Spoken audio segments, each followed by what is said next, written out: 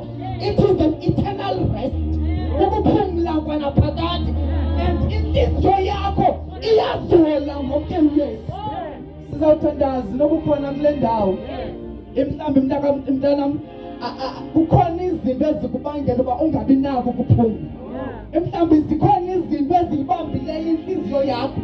Izinto ezibangela ubana noma ulele but ubuvukile ngoba akunako ukuphumla.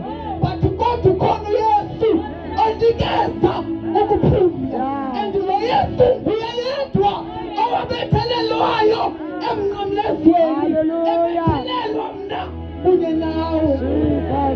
Mhlawumbe uthezintwana ezinto ezithetha ngayo phaa aziyazi zisencinci. But kodwa ukhona uYesu okwazi ukubamba ebuncinci bakho anyuke kunye nawe. Ukhona kule ndawo. Mhlawumbe uthi mfundisi kunzima nokulala because ingxaki zam zingapha kwamandla akho.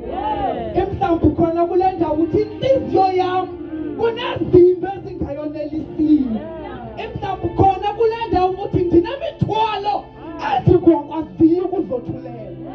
But ukhona uKristu ungamamkela kunika ukuphumla.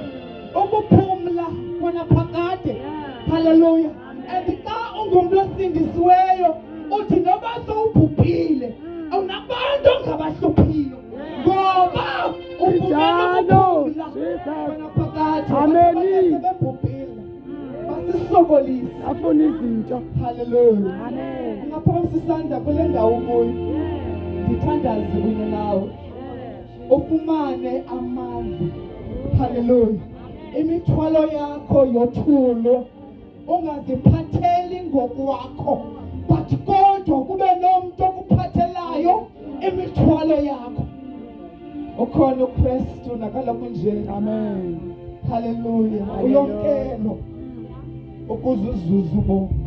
Amen. Obungunaphakade uzuze ukuphumla kwanaphakade. And in the name of Jesus Christ I pray Thixo olungileyo for bonke aba bathe baphakamisa izandla zabo. Bawo namandla onke, they do acknowledge Thixo wethu ukubana Nkosi bona bakwazi ukuzithathela. Bawo namandla onke ngoba amandla abanawo. Thixo olungileyo singabantu kunezinto Thixo olungileyo esikusilela kuzo. Bawo olungileyo esidinga wena njengoThixo. Bawo ingcwele. But in the name